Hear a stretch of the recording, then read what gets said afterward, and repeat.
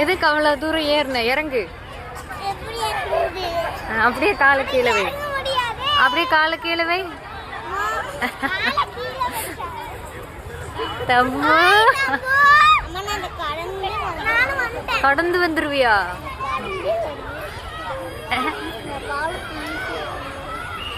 காலத்தை ஈஸியா கடந்துருவானாம. சூப்பர் தம்பு, சூப்பரா கிடக்குறிய. அம்மாக்கு எட்டாவது மைல்.